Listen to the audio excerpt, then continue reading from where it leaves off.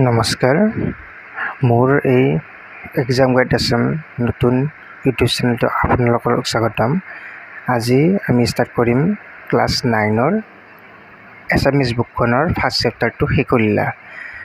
এই শিশুলীলা কবিতাটো শ্ৰীমন্ত শংকৰদেৱে লিখিছে, গতিকে এই ক্লাছ 9ৰ গোটেই শিশুলীলাৰ পৰা আৰম্ভ কৰি শেষলৈকে মই যিখিনি মূল ভাৱ আছে কবিতাবোৰ বা গল্পবোৰৰ বা মূল কথাখিনি লগতে কুৱেশ্যন এনচাৰবোৰ সকলো ডিছকাছ কৰিম।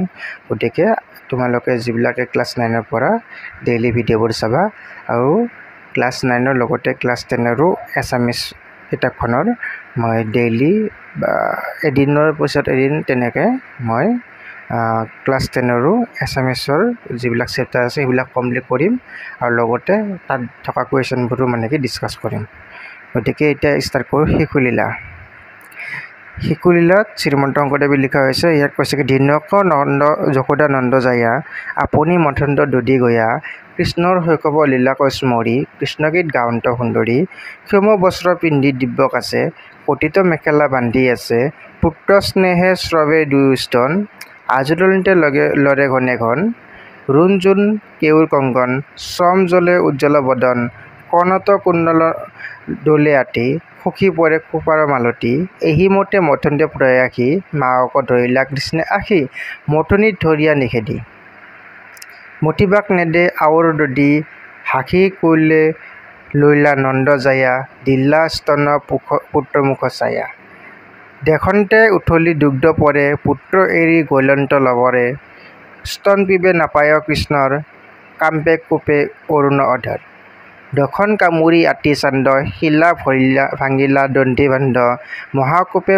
কোঠা পখিলন্ত হিঞ্চিৰাই লবনো ভোজন্ত আখিলা যশোদা নমাই ক্ষীৰ দেখৈ হান্দি ভাঙিলা দধিৰ জানিলা পুত্ৰৰ কৰ্ম গোপী হাখিয়া আহিলা পখী খুপি উৰল ওপৰে বখি হৰি ভোজন্ত লবনো চুৰি কৰি শিকিয়াৰ পৰা নমাই আনি বানৰকো দেন্ত দলি আনি শংকিত নয়নে নাহি শাৰী দেখিয়া যশোদা লৈলা বাৰী মাৰেবে আসন্তত জানি দৰে দিলা লৰ নামি উৰলৰে পাছে পাছে যশোদা খেদন্ত ভয়ে লাগ মাবাক নেদন্ত যাক জুকি নাপাগে ধ্যানত হেৰ হলি বৰন্ত ভয়ত পুত্ৰক খেদন্ত মহাসতী শ্ৰোণী ভৰে আক্ৰমিলা গতি বেগত মেলান ভৈল্য খোপা সখী পৰে মালতীৰ খোপা গোবিন্দ মাবৰ শ্ৰম দেখি ৰহিল কান্দতে মুখ দি আখি সভয় নয়ন চান্দ দৰে যশোদা ধৰিল আখি কৰে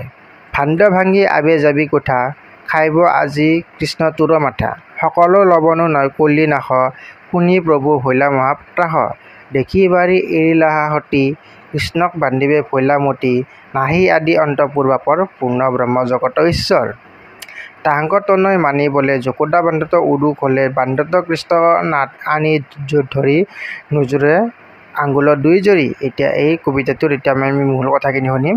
ফাৰ্ষ্টত শিশুলীলাটো শ্ৰীমন্ত শংকৰদেৱে লিখিছে। প্ৰথমতে কৈছে কি দিনেৰ যশোদা নন্দ যায়া আপুনি মথন্ত দধি গয়া কৃষ্ণৰ শৈশৱ লীলাক স্মৰি কৃষ্ণগীত গাৱন্ত সুন্দৰী। ইয়াতে প্ৰথমৰ লাইনখিনিত যশোদাৰ কিছুমান বৰ্ণনা আছে যে যশোদাই কি বস্ত্ৰ পিন্ধিছে, তাৰপিছত আৰু কৈছে কি যে তেওঁ কি কংকণ বা খাৰু পিন্ধাইছে, তাৰপিছত তেওঁ কি কৰিছে, কাণত কি পিন্ধিছে, তাৰপিছত খোপালত মালতী পিন্ধিছে, সেইখিনি কৈছে। তাৰপিছত সেই সময়তে শ্ৰীকৃষ্ণ আহি মাকৰ ভৰিত ধৰিলে। তেনেদৰে আমাৰ ল'ৰা ছোৱালীবিলাকে ক'ৰবাৰ পৰা দৌৰে মাকৰ ভৰি বা দেউতাকৰ ভৰিখনৰ সাবত মাৰি ধৰে, তেনেদৰে কৃষ্ণই মাকৰ ভৰিত আহি কেনে সাবতি ধৰিছে আৰু তাকে দেখি মাক যশোদাই কৃষ্ণক কোলাত তুলি লৈ গাখীৰ খুৱাব লৈছিল। গাখীৰ খুৱাব লওঁতে তেতিয়া সেই সময়তে যশোদাৰ মনত পৰিলে যে তেওঁ দুগ্ধ বা দৈ যিবিলাক আছে মাখন সেইবিলাক তেওঁ বনাব দিছে। ইয়াতে দধি বুলি কৈছে, সেইবোৰ বনাব দিছে।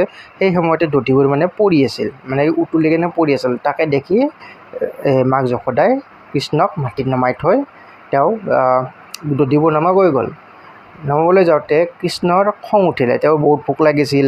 তেওঁ ভোক লগাৰ কাৰণে কৃষ্ণৰ খং উঠি কেনে তেওঁ মানে কি গৈ কেনে যিবিলাক মানে তেওঁ ধৰা যিবিলাক আগতে তোমালোকে চাগে কাৰ্টুনত দেখিছা যে মাখনৰ যিবিলাক ভাণ্ডা আছে মানে ধৰক টেকেলি টাইপৰ আছে, সেইবিলাক মানে তেওঁলোকে আগৰ দিনৰ মানুহে যিটো মানে ৱালৰ মানে ওপৰৰ ফালে যিটো আছে কি বুলি কয় এইটো তৰ্জা ধৰক কিবা হওক টিঙৰ ওপৰৰ ফালে তেওঁলোকে মানে সিফালে বান্ধি থৈ দিয়ে। তেতিয়া কৃষ্ণই সেই যিবিলাক টেকেলি বা আছে সেইবিলাক মানে কি শিলেৰে তেওঁ ভাঙি দিছে। ভাঙি কেনে নিজেও খুৱাইছে আৰু লগতে বান্দৰকো খুৱাইছে। তাৰপিছত খুৱাই থাকোঁতে মাকে তেতিয়া সেই যিবিলাক দধি বনাই আছিল সেইবিলাক নামাই দি কেনে তেওঁ কৃষ্ণক বিচাৰিবলৈ ধৰিলে। বিচৰোঁতে কৃষ্ণক দেখিলে যে কৃষ্ণই এনেদৰে এই যিবিলাক দধিৰ ভাণ্ড আছে সেইবিলাক গোটেই ভাঙি কেনে বান্দৰক খুৱাইছে আৰু নিজে খাইছে। সেই দেখি যশোদাৰ খং উঠিল। খং উঠি কেনে তেওঁ কৃষ্ণক মানে কি খেদিব ধৰিলে খঙতে, যে তই এইবিলাক এনেকুৱাকৈ কিয় কৰিলি, এতিয়া মানে কি একদম আৰু মানে কি যশোদাই খেদিব ধৰিলে। তাৰপিছত ইয়াতে কৈছে কি যাক যোগী নাপাপে ধ্যানত হেন হৰে অনন্ত ভয়ত। এই কথাখিনিৰ মূল কথাটো এইটো হৈছে যে কিমান ডাঙৰ ডাঙৰ যোগীসকলে বছৰ বছৰ ধৰি তপস্যা কৰি কৃষ্ণক লগ নাপায়, সেই ভগৱান কৃষ্ণই মাকৰ খং দেখি তেওঁ মানে কি পলাই দৌৰি আছে। গতিকে এইখিনি হোৱাৰ পিছত কৈছে কি যে কৃষ্ণই আগে আগে মাক পাছে পাছে। যেতিয়া কৃষ্ণক খেদি আছিল মাকৰ যিটো খোপাৰ মালতি আছিল সেইটো মানে খহি পৰিছিল। খহি পৰাৰ লগে লগে মাকে ৰৈ দিছিল আৰু কৃষ্ণই তেতিয়া মাকক পিছফালে ঘূৰি চাই কেনে মাকৰ তাৰ কাৰণে বেয়া লাগিছে যে মাকে তাৰ কাৰণে ইমান কষ্ট কৰি আছে। সেয়ে দেখি কেনে কৃষ্ণ মানে কি কান্দিব ধৰিলে মানে হয়। এইবাৰ হৈছে কান্দিব ধৰিলে, তেতিয়া কাৰণে যেতিয়া যশোদাই মানে কি সোনকালে মানে আহি কেনে কৃষ্ণক ধৰি ল'লে। ধৰি কেনে এইবাৰ কৈছে কি যে ভাণ্ড ভাঙি আবে যাবি কোঠা, খাইব আজি কৃষ্ণ তোৰ মাথা। এতিয়া কৈছে কি যে তই এইবিলাক যিবিলাক দধিৰ ভাণ্ড আছে এইবিলাক ভাঙি কেনে তই যাবি ক'ত, এতিয়া তোৰ আজি মই মাথা খাম, এনেকৈ কৈছে। কৈ কেনে আৰু কৈছে কি যে সকলো লবনো কলি নাখ, শুনি প্ৰভু হ'লা মহাত ৰাখ। কৈছে কি যে সকলো যিবিলাক মানে লবনো আছিল সেইবিলাক তই মানে খালি, নিজেও খালি, বান্দৰকো খোৱালি আৰু গোটেই খিচুৰিটো কৰিছা, গতিকে গোটেই নষ্ট কৰিলে। এতিয়া তই এতিয়া ক'ত যাবি? এতিয়া কৃষ্ণক মানে এতিয়া যশোদাই যিডাল লাঠি লৈ কেনে খেদিছিল সেইডাল পেলাই দি কেনে এবাৰ এডাল ৰছী লৈছে। ৰছী লৈ কেনে কৃষ্ণক মানে কি এতিয়া মানে কি বান্ধিব আৰু।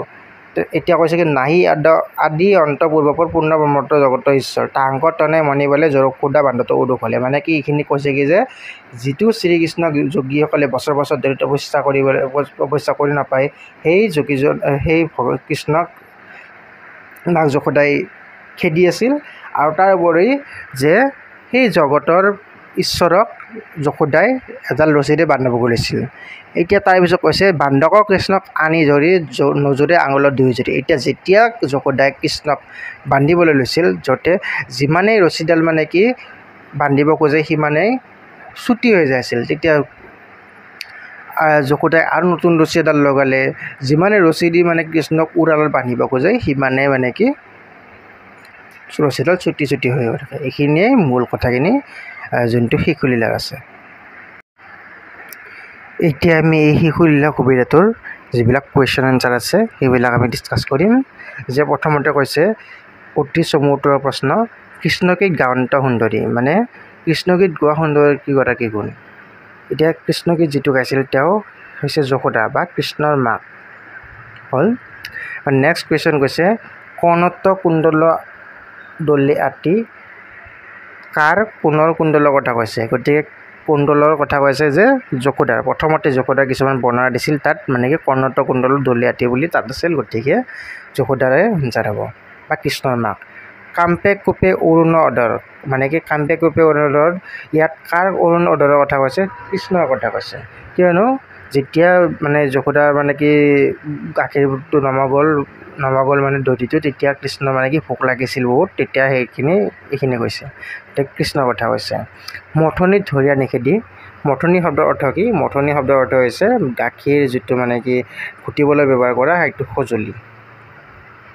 নোজোৰে আঙ্গুলত দুই জৰি, ইয়াত কাৰ জৰি নাটনি হৈছে?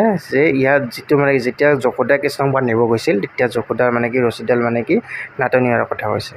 হ'ল ৰুণ জোন কেওৰ কংগন কা ৰুণ জোন কেওৰ কংগনৰ শব্দৰ কথা কৈছে ইয়াত যশোদাৰ কথা কৈছে কাৰণ যশোদাৰ বৰ্ণনা দিওঁতে ৰুণ জোন কেওৰ কংগনৰ কথা কৈছে গতিকে ইয়াতে এনচাৰ হ'ব যশোদা হ'ব এবাৰ শিকুৰিলা পাতটোত ফুটি উঠা কৃষ্ণৰ মানৱীয় ৰূপৰ বিষয়ে নিজৰ ভাষাৰে লিখা এতিয়া প্ৰশ্নৰ নেক্সট কুৱেশ্যনটো যে মহাপুৰুষ শ্ৰীমন্ত শংকৰদেৱৰ বিৰচিত কীৰ্তন ঘোষা অন্তৰ্গত শিকুৰিলা পাতিৰ পৰম পুৰুষ শ্ৰীকৃষ্ণৰ ঐশ্বৰ্যিক ৰূপৰ উপৰিও সাধাৰণ মানৱ শিশুৰ ৰূপটো অতি সুন্দৰভাৱে পৰিস্ফুট হোৱা দেখিবলৈ পোৱা যায় সাধাৰণতে মানৱ শিশুৱে যেনেকৈ মাকক আমনি কৰে মাকৰ লগত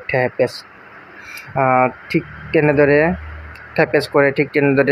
ভগৱান শ্ৰীকৃষ্ণই মাকৰ যশোদাৰ লগত ঠেহ পাতিছে অভিমান কৰিছে মাকৰ মনোযোগ আকৰ্ষণ কৰাৰ বাবে ঘৰৰ বয় বস্তু ভাঙি দলিয়াই লণ্ডভণ্ড কৰিছে মাকৰ খং উঠাত ভয়তে পলাইছে আৰু মাকৰ ভাগৰ লগা দেখি আপুনিয়ে মাকৰ হাতত ধৰাও দিছে শিশুলীলাৰ আখ্যান ভাগ শ্ৰীকৃষ্ণ হৈ পৰিছে চিৰন্তন শিশুৰ এক মোহনীয়া ৰূপ এয়া যেন আমাৰ চিনাকি এক শিশুৰহে ইয়াতে কৈছে যে শিকুৰিলা পাতটো শ্ৰী শ্ৰী শংকৰদেৱে লিখিছে আৰু শ্ৰীমন্ত শংকৰদেৱে কৃষ্ণৰ কেনেদৰে মানুহৰ দৰে আচৰণ কৰিছে তাৰ কথা কৈছে যে মানৱী ৰূপ এতিয়া কৈছে কি যে ফাৰ্ষ্টতে চোৱা যে মহাপুৰুষ শ্ৰীমন্ত শংকৰদেৱ কীৰ্তন ঘোষাৰ লগত অন্তৰ্গত শিকুৰিলা পাতিৰ মানে ভগৱানৰ মানে ঐশ্বৰ্যিক ৰূপৰ লগত মানুহৰ কেনেদৰে ধৰা ৰূপ কৰিছে গতিকে প্ৰথমতে শ্ৰীকৃষ্ণৰ কথা কৈছে যে শ্ৰীকৃষ্ণ সৰু ল'ৰা ছোৱালীৰ নিচিনা মাকক অভিমান কৰিছে বা যেতিয়া খং উঠিছে তেওঁ মানে কি যিবিলাক ঘৰৰ বস্তু আনি আছে সেইবোৰক দলিয়াইছে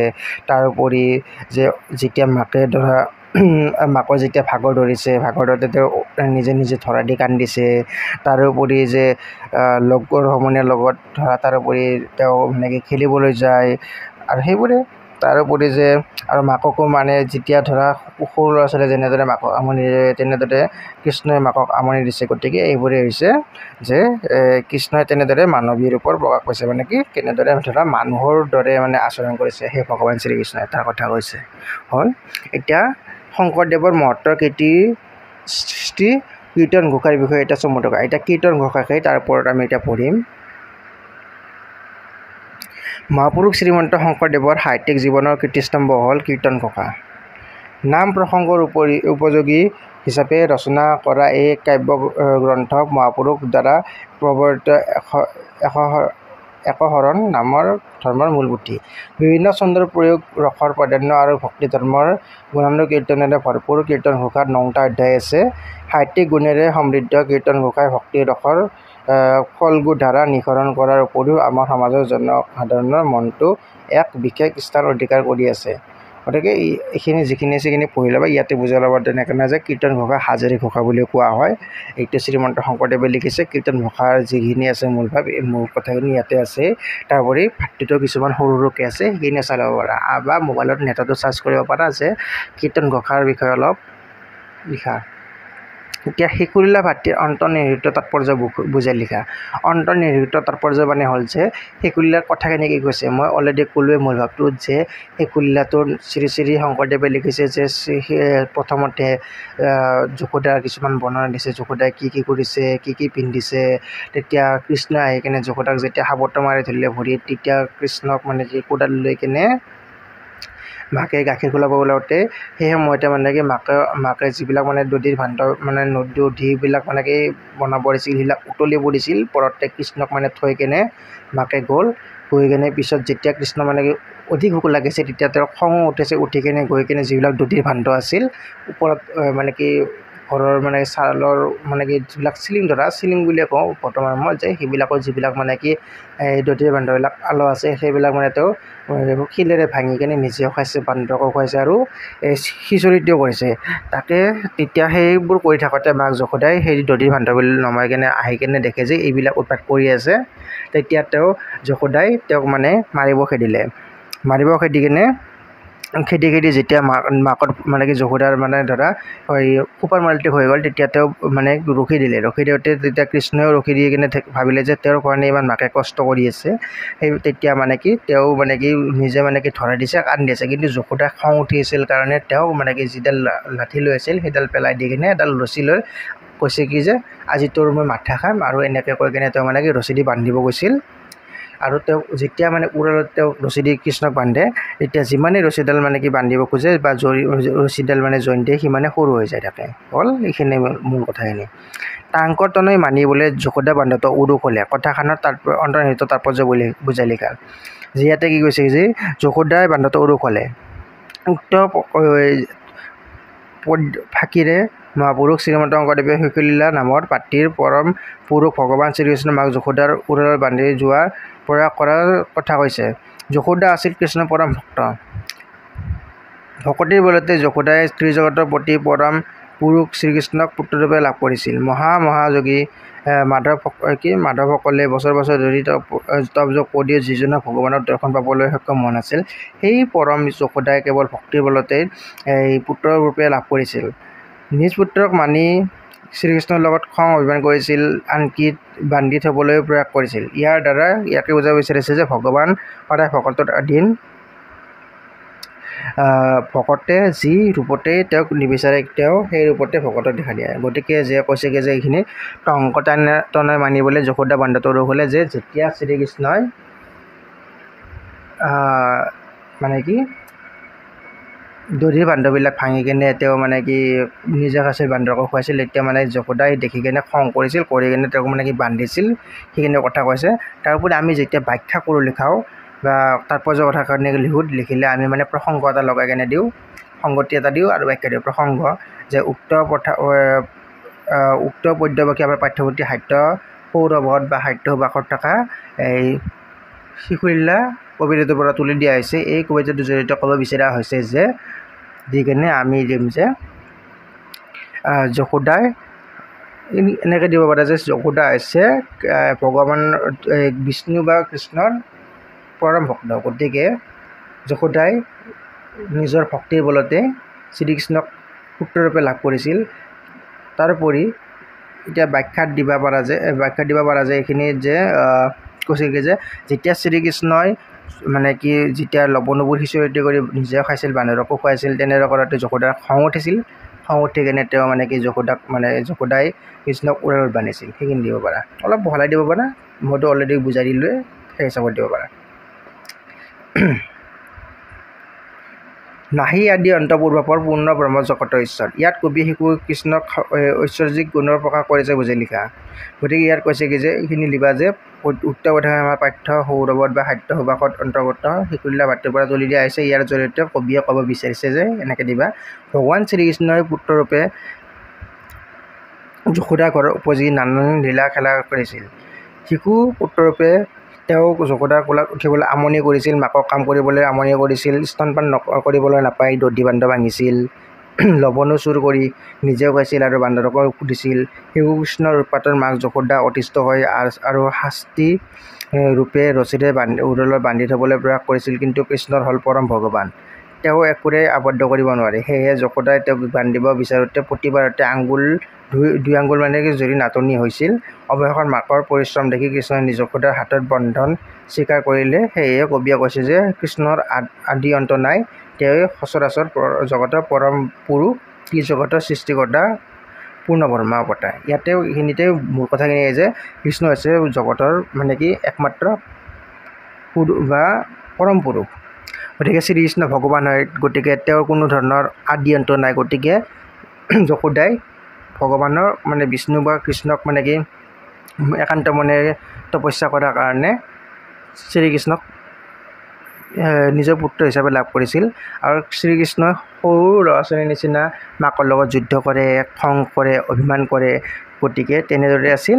যেতিয়া কৃষ্ণক যশোদাই মানে কি গাখীৰ নোখোৱাই কেনে নমাই কেনে দধিৰ যিবিলাক মানে কি উতলি পৰি আছিল সেইবিলাক নমা গ'ল, তেতিয়া কৃষ্ণ খং উঠি কেনে সেই দধি বান্ধবোৰ ভাঙি কেনে তেওঁ মানে নিজেও আছিল, বান্দৰকো খুৱাইছিল।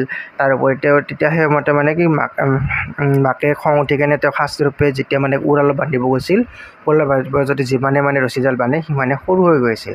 গতিকে সেই ত্ৰিজগতৰ পতি হিচাপে শ্ৰীকৃষ্ণক তেওঁ মানে কি বান্ধিব গৈছে, তেওঁক যিটো মানে কি যোগীসকলে বছৰ বছৰ ধৰি তপস্যা কৰি নাপায়, সেই ভগৱানক যদি তেওঁ বান্ধিব গৈছে, তেওঁক বান্ধিব নোৱাৰে। পিছত মাকৰ কষ্ট দেখি কিনে কৃষ্ণই নিজেই বান্ধিবৰ কাৰণে কি মাকক মানে কি সেই কৰি দিলে যে কৃষ্ণক মানে কি ধৰা আৰু কৃষ্ণ মহিমা কৰি কেনে কি বান্ধিব কাৰণে দিলে এনেদৰে তেওঁক এইখিনি কথাখিনি মোক ব্যাখ্যা কৰিছে হ'ল যাক যোগী নাপাকে ধ্যানত হেন হৰি পলান্ত ভয়ত ইয়াতে মানে কি এই মূল কথাখিনি এই যে কৃষ্ণই যেতিয়া মাকক আমনি কৰিছিল ধৰা আমনি কৰি থাকোঁতে তেওঁ মানে গাখীৰ খুৱাব লৈছিল গাখীৰ খুৱাব লওঁতে যে গাখীৰখিনি মানে যিবিলাক মানে দধি আছিল সেইবিলাক পৰি যোৱাৰ কাৰণে কৃষ্ণক থৈ কেনে মাকে মানে দধিবোৰ নামা গ'ল তেতিয়া কৃষ্ণই মানে কি যিবিলাক মানে কি দধিৰ ভাণ্ড আছিল সেইবিলাক মানে ভাঙি কিনে খাইছিল নিজেও খাইছিল বান্দৰকো খুৱাইছিল আৰু খিচিৰিটো কৰিছিল তেতিয়া মাকে দেখি কেনে কৃষ্ণক মানে খং উঠি কেনে খেদি আছিল সেয়ে মোক কথাখিনি কৈছে কি যে মাধৱদেৱে বা শ্ৰীমন্ত শংকৰদেৱে ইয়াতে কৈছে কি যে বছৰ বছৰ ধৰি তপস্যা কৰি যিটো মানে ভগৱানক ডাঙৰ ঋষিমুনিয়ে লাগ নাপায় সেই ভগৱানক যশোদাই মানে কি খেদি আছে আৰু সেই ভগৱানে যশোদাৰ ভয়ত পলাই আছে এইখিনিয়ে কৈছে ভাণ্ডক ভাঙি আবে যাবি কোঠা খাইব আজি কৃষ্ণ তোৰ মাথা এই কথাখিনিত কৈছে কি যে যেতিয়া কৃষ্ণই নিজেও ভাণ্ড মানে ভাঙি কেনে খাইছিল আৰু বান্দৰকো খুৱাইছিল তেতিয়া মাকে দেখি খেদিছিল যেতিয়া মাকে খেদি আছিল সেই সময়ত মাকে এই কথাখিনি কৈছিল যে ভাণ্ডবোৰ ভাঙি তই আজি ক'ত যাবি আজি তোৰ মোৰ মাথা খাম তেনেদৰে কৈ কেনে কৃষ্ণক খেদি আছিল আৰু পিছত যেতিয়া কৃষ্ণক ধৰা যেতিয়া তেওঁৰ মালতীটো খুলি গৈছিল খোপাই তেতিয়া কৃষ্ণক নিজে ধৰি দিছিল আৰু পিছত যশোদাই উৰাল বান্ধিছিল তেনেদৰে দিব পৰা পাছে পাছে যশোদা খেদন্তক গড়টো আছে যে পাছে পাছে যশোদা খেদন্ত ভয়ে লাগ মাবক নিৰন্ত মানে কি কৈছে কি যে ইয়াতে যশোদাৰ কথা কৈছে যে যেতিয়া যশোদাই ধৰা কৃষ্ণক খেদি আছিল খেদি থাকোঁতে যশোদা আগে যশোদাই পিছে আছিল কৃষ্ণ আগে আছিল অৰ্থাৎ যেতিয়া দধি বান্ধৱবোৰ ভাঙি কেনে বান্দৰকো হৈছিল নিজেও হৈছিল কৃষ্ণই তেতিয়া যশোদা দেখি কিনে কৃষ্ণক মানে খেদি কিনে কৃষ্ণ আগত আছে যশোদা পাছত আছে এইখিনিয়ে কৈছে হ'ব যে এইখিনিয়ে কৈছে যে কৃষ্ণ আগে পলাই আছে আৰু সেই যশোদাই মানে কি কৃষ্ণক পিছে খেদি আছে শিশুলীলা পাঠৰ আধাৰত কৃষ্ণ নানা কাৰ্যৰ বিষয়ে নিজৰ বিষয়ে যে শিশুগিলাৰ মানে যিটো কবিতা লিখিছে তাত মানে কৃষ্ণ কি কৰিছে তাৰ ওপৰত দিছে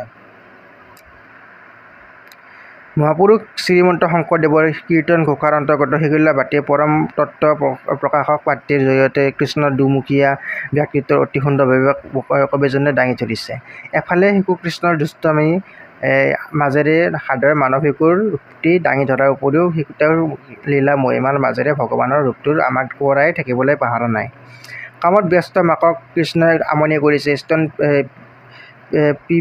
পিৰিবলৈ মাকৰ কোলাত উঠিবলৈ ইচ্ছা কৰাৰ মাকে যশোদাই মৰমৰে কোলাত লৈ কৃষ্ণক স্তনপান কৰাইছে তেনেতে জুই বহাই থৈ অহা গাখীৰৰ উতলি পৰিবলৈ ধৰাত কৃষ্ণৰ কোলাৰ পৰা নমাই থৈ গাখীৰ নমাবলৈ যশোদাই দেখি কৃষ্ণক খং অভিমান কৰিছে দধি দুগ্ধৰ কলহৰ শিলগুটিৰে ভাঙিছে মজুৱাত খিচৰিটি কৰিছে বান্দৰকো দিছে কৃষ্ণৰ এইবোৰ কাণ্ড দেখি যশোদাৰ খং উঠিছে মাকৰ খং উঠা দেখি কৃষ্ণই মাকৰ ভয়তে পলাইছে এনেদৰে কৃষ্ণৰ সাধাৰণ মানৱ ৰূপটি সুন্দৰভাৱে দাঙি ধৰিছে আনহাতে কৃষ্ণৰ পৰম পুৰুষ ভগৱান তেওঁ অনাদি অনন্ত যি জগতৰ সৃষ্টিকৰ্তা পৰম ব্ৰহ্মা ভগৱান ভক্তৰ অধীন ভকতসকলৰ ভগৱানে যশোদাৰ ওচৰত ধৰা দিছে কিন্তু যশোদাৰ আচৰণৰ অহংকাৰৰ চিন দেখি তেওঁৰ নিজৰ ঐশ্বৰ্যিক মহিমা দেখাইছে মাক যশোদাই কৃষ্ণক বান্ধিবলৈ খুজিছে তেতিয়া বাৰে বাৰে 2 আঙুল জুৰি কম হৈ গৈছে এনেদৰে কৃষ্ণৰ মহিমাৰ জৰিয়তে তেওঁ পৰম পুৰুষ ভগৱান এই কথা কবিজনে সোঁৱৰাই দিবলৈ পৰা নাই গতিকে ইয়াতে কি কৈছে যে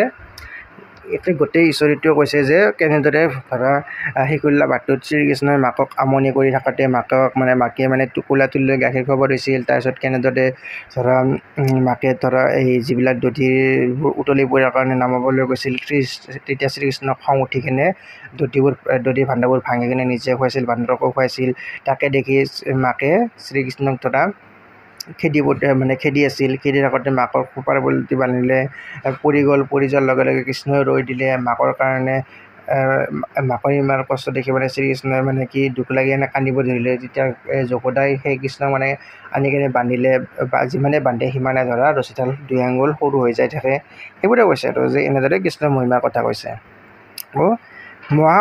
মহাকোপে কোঠা পকিৰন্ত সঞ্চাৰে লৱণ ভোজন্ত কোনে অতি খঙেৰে কোঠাত সোমাইছিল কিয় লৱণবোৰ চাৰিওফালে ছটিয়াই খাইছিল বুজাই লিখা এতিয়া কি কৈছে যে সেই কুকৃষ্ণৰ সৈতে খঙেৰে কোঠাত সোমাইছিল। মাক যশোদাই দধি মঠি থাকোঁতে শ্ৰীকৃষ্ণ মাকৰ স্তনপান কৰিবলৈ মাকক আমনি কৰিছিল আৰু পুত্ৰ স্নেহে আপ্লুত হৈ যশোদায়ো কৃষ্ণ মাতৃদুগ্ধ পান কৰাইছিল। তেনেকুৱা সময়ত যশোদাই আশাত বহাই থোৱা গাখীৰ উতলি পৰিবলৈ ধৰাত কৃষ্ণক কোলাৰ পৰা নমাই দি দৌৰি গ'ল।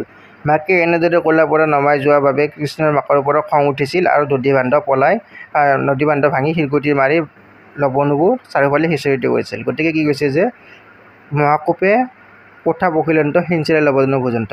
গতিকে শ্ৰীকৃষ্ণৰ যেতিয়া মাকে কোলাৰ পৰা নমাই দি কেনে দধিবোৰ মানে নমাই গ'ল তেতিয়া মানে শ্ৰীকৃষ্ণৰ খং উঠিছিল। উঠি কেনে তেওঁ মানে কি দধিৰ ভাণ্ডৰ কোঠাটোত সোমাই কেনে তেওঁ মানে কি খঙতে এই দধিৰ ভাণ্ডাবোৰ মানে ভাঙিছিল শিলেৰে আৰু নিজেও খাইছিল, বান্দৰকো খুৱাইছিল আৰু গোটেই ৰুমটোত খিচিৰি দি কৰিছিল। এইখিনি হৈছে।